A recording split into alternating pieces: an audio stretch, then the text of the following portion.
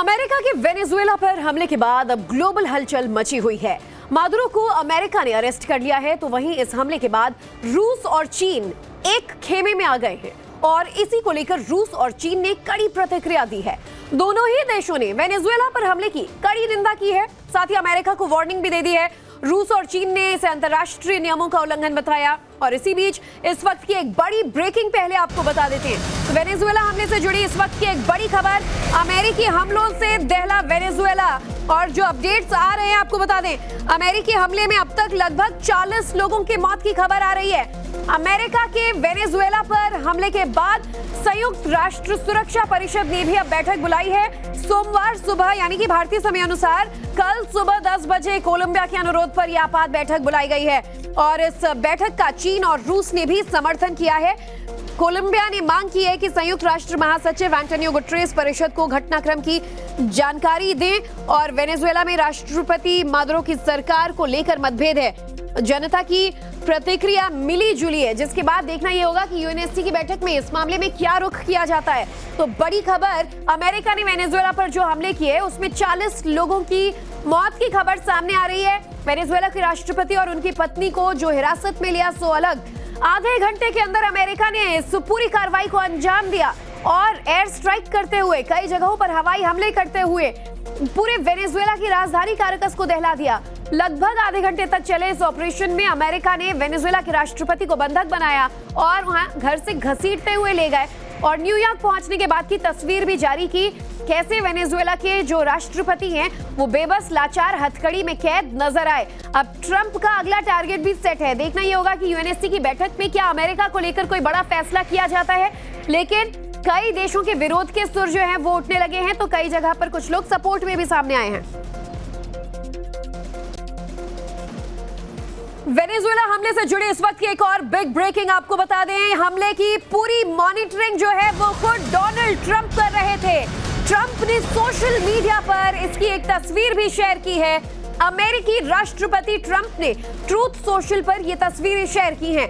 इन तस्वीरों में ट्रंप और अन्य अमेरिकी अधिकारी वेनेजुएला पर हो रहे हमलों को मॉनिटर कर रहे थे, देख रहे थे। राष्ट्रपति निकोलस मादुरो और उनकी पत्नी की गिरफ्तारी होते हुए भी एक एक जो फ्रेम है वो डोनाल्ड ट्रंप को दिखाया जा रहा था। पूरी वीडियो स्क्रीनिंग की जा रही थी। इन तस्वीरों को देखेंगे आप तो आप समझ पाएंगे कि डोनाल्ड ट्रंप के साथ जो तमाम आला अधिकारी हैं वो वॉर रूम में बैठे हुए हैं और इनके बॉडी लैंग्वेज को देखिए, समझिए। एक गंभीर माहौल यहाँ जो है वो नजर आ रहा है। जो ऑफिशियल्स हैं वो स्क्रीन पर, मॉनिटर पर वीडियो समझा रहे हैं कि कैसे अटैक किया जा रहा है, वेनेजुएला में किस तरीके से इस पूरे प्लानिंग को अंजाम दिया जा रहा है और महज 30 मिनट तक चले इस ऑपरेशन की बारीकी ट्रंप को समझाई जा रही है। ट्रंप खुद मॉनिटरिंग कर रहे थे जब वेनेजुएला के राष्ट्रपति को हिरासत में लिया जा रहा था, जब उन्हें उनके घर से निकाला जा रहा था। तो वेनेजुएला में हुए अमेरिका के इस एक्शन को लेकर अब ग्लोबल हलचल मच चुकी है। आज हम चर्चा करेंगे। पैनल पर कुछ मेहमान हमारे साथ इस पूरे विषय पर एक्सपर्ट ओपिनियन के साथ मौजूद हैं। Major Ashwini Siwach retired security expert हैं, commodore GJ Singh security expert हैं, संजीव श्रीवास्तव IDS यानी institute for defence studies and analysis से हमारे साथ जुड़ गए हैं। आप सभी का बहुत बहुत स्वागत है। सबसे पहले अश्विनी सिवाच जी, आपका रुख कर लेती हूँ। आपसे हम समझना चाहेंगे, अब जो ग्लोबल हलचल हो रही है, एक तरफ महज 3-4 दिन पहले डोनाल्ड ट्रंप ये शपथ लेते हैं कि 2026 जो है शांतिपूर्वक बीतेगा और समझौते करवाने हैं, शांति बहाल करानी है। महज 3-4 दिन बाद इस तरीके के एक बड़े घटनाक्रम को अमेरिका अंजाम देता है। वेनेजुएला में घुसकर वहां के राष्ट्रपति को अगवा किया जाता है। आपकी पहली प्रतिक्रिया? देखो, ज्योतिष में कोई शक नहीं, जो भी किया है अमेरिका ने इंटरनेशनल लॉ के अगेंस्ट है। ये कहीं परमिट नहीं करता कि आप इस प्रकार की दादाशाही कर सकते हो, जिसकी लाठी उसकी भैंस, माइट इज राइट। इस प्रकार की कार्रवाई अमेरिका ने की है और अमेरिका ने एक प्रकार से इकोसिस्टम बनाया है कि भाई ये जो निकोलस मादुरो था, ये इन्वॉल्व था ड्रग ट्रैफिकिंग के अंदर और नैक्रो टेररिज्म में हथियारों की सप्लाई करता था और अमेरिका ने ये डिफेंसिव एक्शन लिया। मगर असली में मुद्दा कहीं और है क्योंकि वेनेजुला के अंदर ऑयल फील्ड्स हैं, सबसे लार्जेस्ट ऑयल फील्ड वर्ल्ड के हैं, उसकी तरफ नज़र थी अमेरिका की, वो उसको अपने काबू में लेना चाहता था। ये समझना पड़ेगा, ये वेस्टर्न हेमिस्फीयर में वेनेजुला पड़ता है और इसको सॉफ्ट वैली बोला जाता है अमेरिका का। अभी वेनेजुला का जो रिलेशनशिप चीन के साथ बहुत ज़्यादा थे, किसी समय में वेनेजुला से ज़्यादातर ऑयल अमेरिका से लिया जाता था, मगर अब अमेरिका का कोई ऑयल नहीं आता। 80% जो ऑयल है वेनेजुला का वो चीन पे जाता, और वो डॉलर से नहीं उनका आपस में लेन देन होता था। तो ये सच्चाई है कि वेनेजुला के अंदर रिजीम चेंज कराना चाहते थे डोनाल्ड ट्रंप। वो ऐसी रिजीम लाना चाहते थे जो प्रो अमेरिका हो, जिससे वो उनसे रिलेशनशिप बनाएं, ऑयल फील्ड का इस्तेमाल अमेरिका अपने लिए करे। और क्योंकि ये जो सॉफ्ट वैली है, अगर यहाँ पर चीन का दबदबा बनता है, वो भी कहीं ना कहीं अमेरिका के इंटरेस्ट में नहीं था। तो इसको देखते हुए ये सारी कार्रवाई की, ये ऑपरेशन जो एब्सोल्यूट रिजॉल्व किया है, इसके अंदर 3-4 चीजें हैं। एक point of view, military point of view से ये ऑपरेशन जो था ये बहुत ही सॉफ्ट, स्विफ्ट और एक आप कहोगे सक्सेसफुल ऑपरेशन था। मगर दूसरी बात जहां आती है कि ऐसा करने से आपने इंटरनेशनल लॉ को जब आपने नहीं माना, तो कल को चीन भी तो ताइवान पे हमला कर सकता है, और यूक्रेन ने जो के ऊपर हमला रूस ने किया, वो भी रूस जस्टिफाई कर सकता है। तो आप जब आर्टिकल 2.4 जो है यूनाइटेड नेशन का, वो साफ सुथरे शब्दों बोलता है कि आप किसी की टेरिटोरियल इंटीग्रिटी, सॉवरेनिटी को नहीं बर्खास्त कर सकते। तो अगर ये केस सिक्योरिटी काउंसिल में जाएगा, जैसे आपने बताया कोलंबिया ले जा रहा है, मगर वहां होने वाला कुछ नहीं है। क्यों? क्योंकि अमेरिका एक परमानेंट मेंबर है P5, उसके पास वीटो पावर है, वो वीटो पावर का इस्तेमाल करेगा। सही बात है, और वहां होना भी वही है जो अमेरिका चाहेगा। और ऐसे में देखिए, जिस तरीके से अब सवाल उठने लगे हैं अमेरिका के इस एक्शन पर, हम हमारे अगले गेस्ट का भी रुख कर लेंगे। जीजे सिंह भी हमारे साथ हैं, लेकिन सर मैं आपके पास आऊं उससे पहले अगली खबर जो है अपडेट जरा दर्शकों को दे देते हैं। वेनेजुएला के बिगड़े हालात पर एक बड़ी खबर हम तक पहुंच रही है। गिरफ्तार राष्ट्रपति निकोलस मादुरो को न्यूयॉर्क लाया गया है। मादुरो को हथकड़ी लगाकर अमेरिकी सेना जो है वो अमेरिका लेकर पहुंची और न्यूयॉर्क में उनकी लैंडिंग हुई। अमेरिकी सेना ने ये तस्वीरें भी जारी की हैं।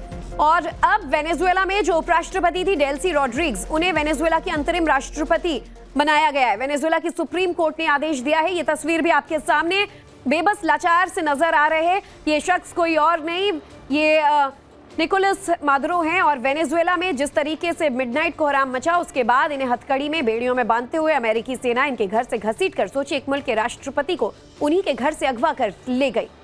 और ये तस्वीरें हम आपको लगातार दिखा रहे हैं, जिससे अमेरिका के इस एक्शन पर अब ग्लोबली सवाल उठने लगे हैं। चीन, रूस जैसे तमाम देश जो हैं वो इसके विरोध में सामने आ गए हैं। और अब बताया यही जा रहा है कि अमेरिका वजह चाहे जो भी दे दे, ड्रग्स या डेमोक्रेसी की वजह से नहीं, वेनेजुएला की तेल की वजह से यह हमला बोला गया। बहरहाल इस वक्त की एक और बड़ी खबर आपको बता दें, मादुरो को यूएस की सबसे बदनाम जेल में रखा जाएगा। जो अपडेट्स आ रहे हैं, मादुरो को एमडीसी जेल में रखा जाएगा। बताया जा रहा है कि यहीं उनसे पूछताछ होगी। मादुरो को यूएस की ये सबसे बदनाम जेल बताई जाती है, जिसमें रखा जाएगा और आगे की कार्रवाई यहां की जाएगी, जो कि डोनाल्ड ट्रंप ने भी कहा था। और हमारे साथ सीनियर कंसल्टेंट संजय चौधरी भी जुड़ चुके हैं, उनका भी स्वागत है, उनसे भी आगे बातचीत करेंगे। बहरहाल जीजे साहब, आपसे हम पहले समझ लेंगे, जिस तरीके से अमेरिका ने ये एक्टिविटी, इस पूरे कार्यशैली को अंजाम दिया, प्लानिंग वाकई पहले से की होगी, कोई आज की बात नहीं है। लेकिन अब इसके आने वाले वक्त में क्या असर पड़ने वाले हैं ग्लोबली भी, क्योंकि कहीं ना कहीं पूरे दुनिया भर में अलग अलग जगहों पर, हर कोने में जंग के हालात बने हैं। दुनिया वर्ल्ड वॉर 3 के कगार पर खड़ी हुई है और हर मुल्क में हो रहे इस हालात के लिए कहीं ना कहीं डायरेक्टली या इनडायरेक्टली जिम्मेदार अमेरिका माना जाता है। देखिए, आप बिल्कुल ठीक कह रही हैं, मगर इसके अंदर 2-4 चीजें हमें और भी जोड़नी पड़ेंगी। जैसे जनरल साहब बता रहे थे कि ये इंटरनेशनल लॉ के बिल्कुल अगेंस्ट है, मैं मानता हूं, मगर ये जो लड़ाई थी अमेरिका और वेनेजुएला के अंदर, ट्रंप या मदुराई के अंदर, वो सिर्फ ड्रग्स के ऊपर थी।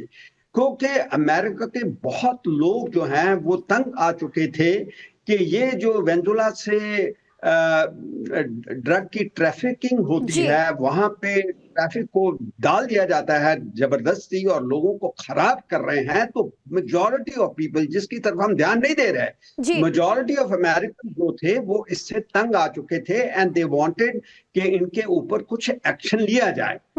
मगर तरीके के मुताबिक पहले हमने देखा है कि सितंबर से अमेरिका वेनेजुएला को समझा रहा है, मना रहा है कि ये आप अपना काम बंद करिए, बातचीत करिए हमारे से, और इसके लेकिन देखिए, अब बावजूद जो सवाल यही उठ मदुरो रहा है कि ड्रग ट्रैफिकिंग के मामले जो 70% मेक्सिको जैसे देशों से आते हैं, वहां कार्रवाई क्यों नहीं? ड्रग डेमोक्रेसी क्या बहाना है और तेल निशाना है? सर, इस पे मैं आगे डिस्कशन करूंगी, लेकिन एक ओपिनियन, आपकी प्रतिक्रिया, चूंकि आप एक्सपर्ट हैं, बताइए जरा, जो सबसे खतरनाक जेल अमेरिका का सबसे बदनाम जेल माना जाता है, अब यहां निकोलस मादुरो को रखा जाएगा, ये कैसा जेल है? आप लोगों को कुछ इंसाइट्स है इसके बारे में, और कैसे आगे की प्रोसीडिंग होगी यहां पर?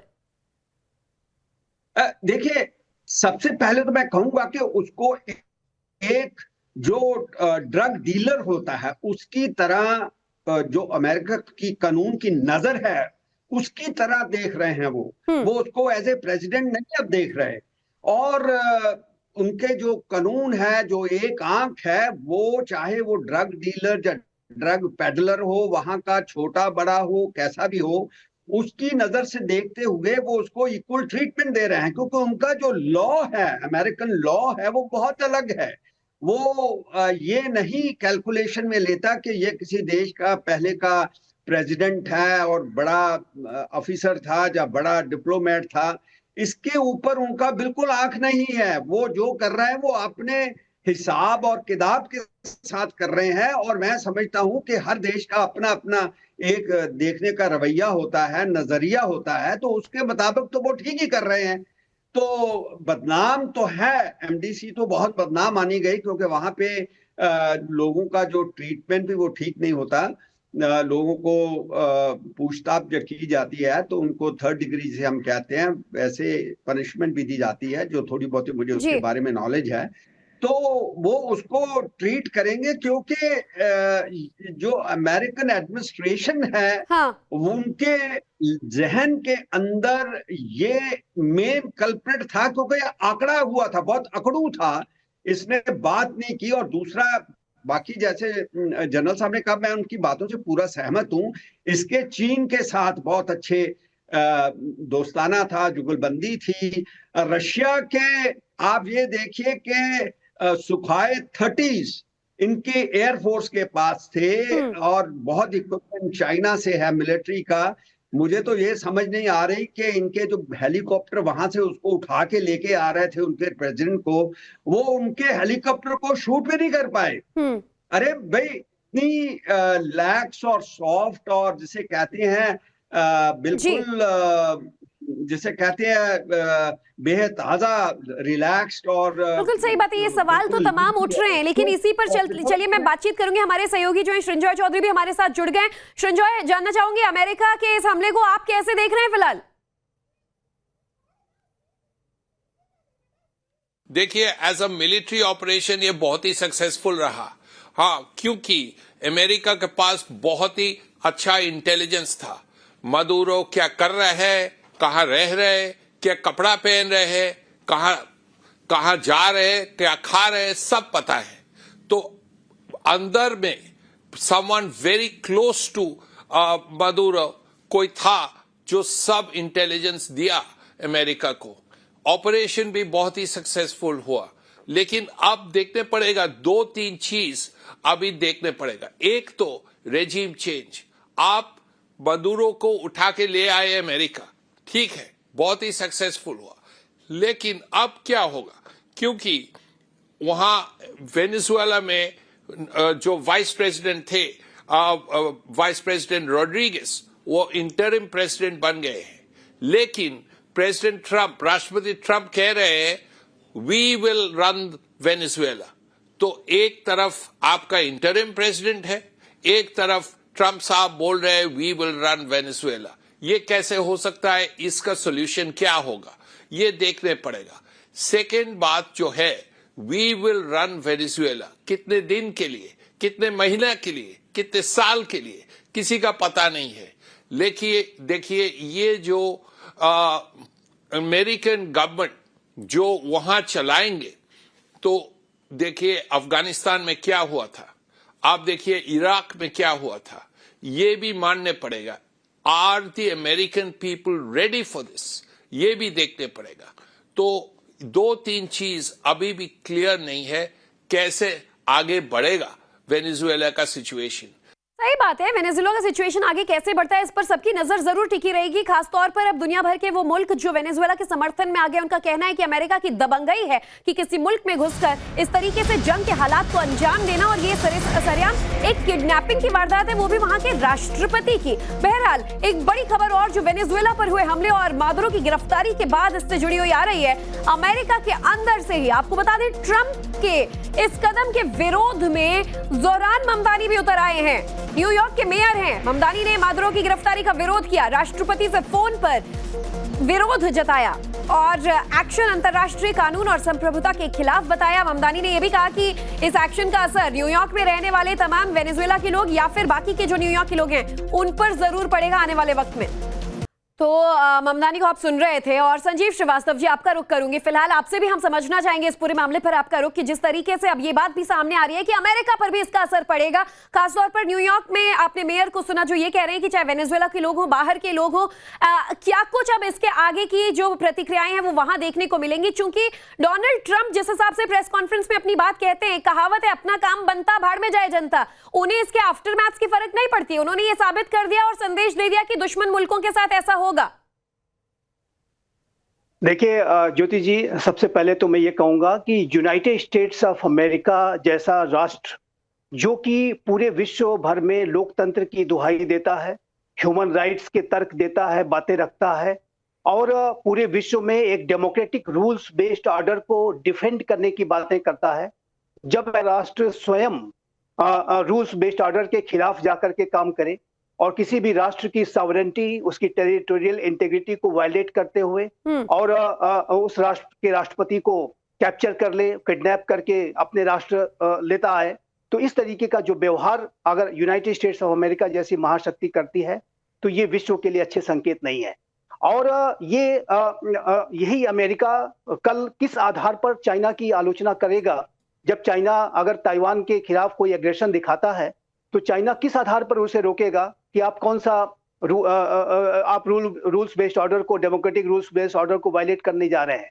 रशिया ने जो 2022 फरवरी में यूक्रेन के ऊपर जो हमला किया, उसको रशिया भी कहता है कि हमने स्पेशल मिलिट्री ऑपरेशन किया था। उसको किस आधार पर अमेरिका रोकेगा जब स्वयं अमेरिका ने इस तरीके के रूल्स बेस्ड ऑर्डर को वायलेट करने का कार्य किया है? और देखिए ड्रग ट्रैफिकिंग पूरी मानवता के समक्ष चुनौती है। भारत के और विश्व के सभी राष्ट्र इसको डील करते हैं, लेकिन उसको डील करने का तरीका ये नहीं है कि आप किसी राष्ट्र की सॉवरेनिटी और उसकी टेरिटोरियल इंटीग्रिटी को वायलेट करते हुए इसके ऊपर हमला ही कर दें और उसके राष्ट्रपति को और उनकी धर्मपत्नी को उठा ले जाए। ये कोई तरीका ड्रग ट्रैफिकिंग को डील करने का नहीं है। और ड्रग ट्रैफिकिंग की अगर जहां तक बात आती है तो मैं स्पष्ट रूप से कहना चाहता हूं कि सबसे ज्यादा अगर बड़ी समस्या अमेरिका की जनता को किसी ड्रग से अगर हुई है तो वो फेंटेनिल नामक ड्रग है जो कि चाइना से आती है। क्या अमेरिका चाइना के ऊपर हमला कर सकता है? मैं सवाल करना चाहता हूं। मदुरो के ऊपर तो आपने हमला कर दिया, चाइना के ऊपर भी हमला करके दिखाओ। बिल्कुल, ड्रग्स का तमाम ये रॉ मटेरियल चाइना से लेकर बताया जाता है 70% तक का जो ड्रग है वो मेक्सिको से भी इंपोर्ट अमेरिका में करवाया जाता है, लेकिन वहां एक्शन नहीं लिया जाए। इसलिए सवाल उठता है कि क्या ड्रग या डेमोक्रेसी ही वजह है या फिर तेल पर निशाना या कोई और वजह अमेरिका की? मैं आप सबके पास वापस आऊंगी, लेकिन इस बीच एक और बड़ी खबर जरा दर्शकों को बता देते हैं।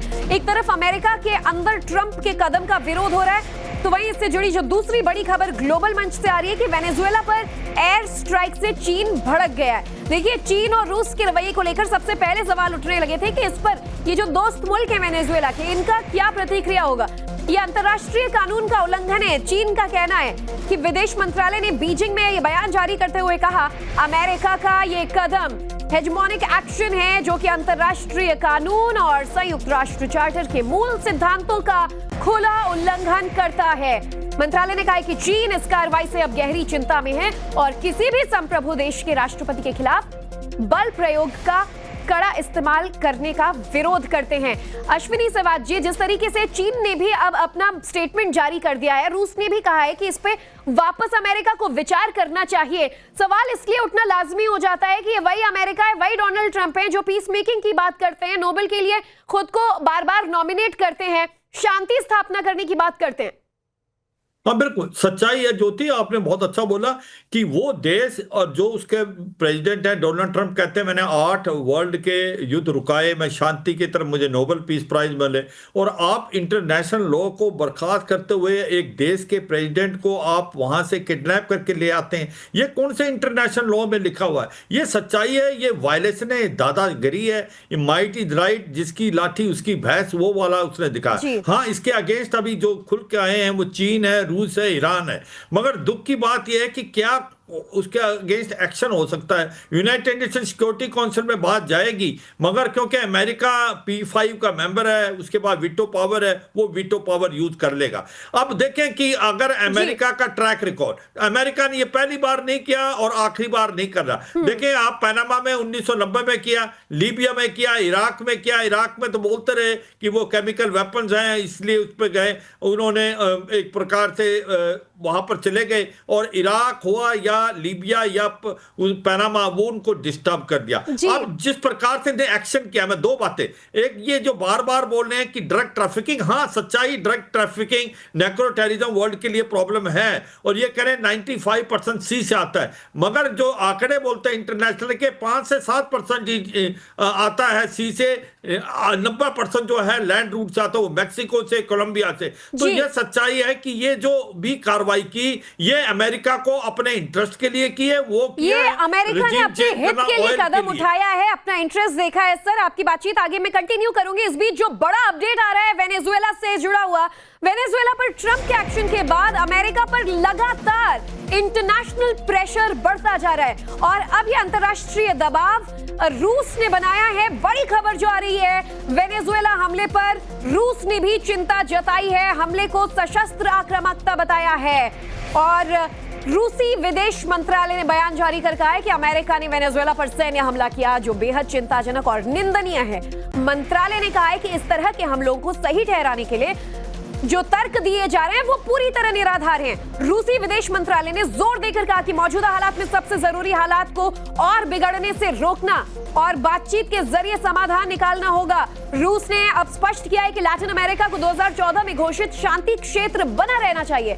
वेनेजुएला को बिना किसी बाहरी, खासकर सैन्य हस्तक्षेप के, अपने भविष्य का फैसला करने का पूरा अधिकार है।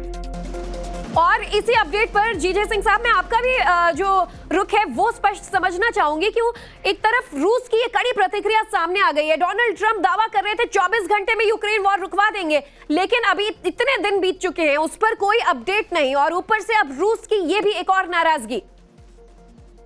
देखिए, ये जो रूस है और चाइना है, ये गहरी चिंता और वैसी बयानबाजी करने के बिना करते क्या है?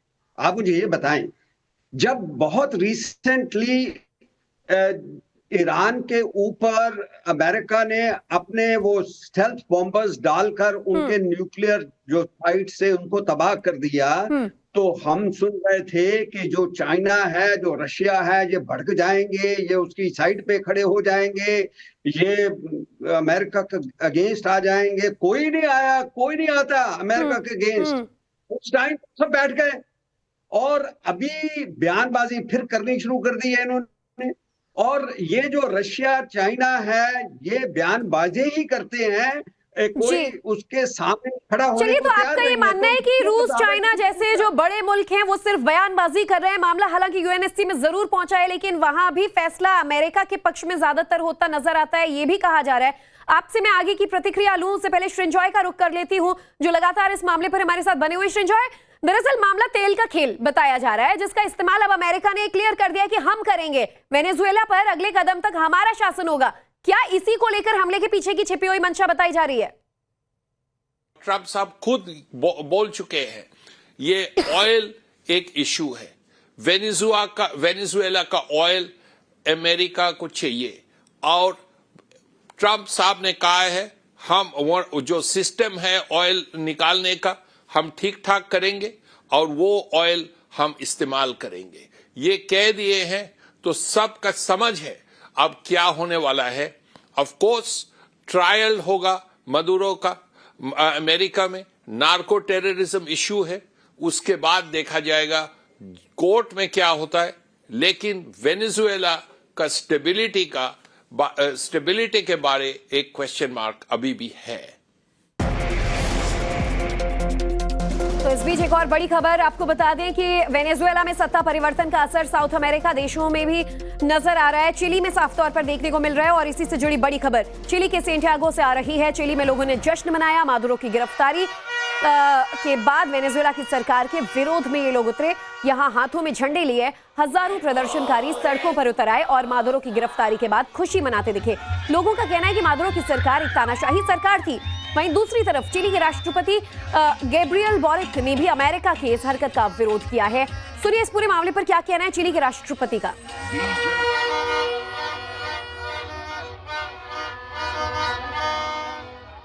पहले तो तस्वीर मैं आपको बता देती हूँ चिली के सेंटियागो से। आप देखिए ये कोई न्यू ईयर परेड या फिर फेस्टिव सेलिब्रेशन नहीं है, ये अमेरिका के इस एक्शन का सेलिब्रेशन है। वेनेजुएला में किए गए सरकार के खिलाफ जो प्रदर्शन के बाद की तस्वीर सामने आई उसका जश्न लोग मना रहे हैं, क्योंकि वेनेजुएला से वहां की सरकार से लोग परेशान थे और कहना था कि वो भी तानाशाही सरकार चल रही थी।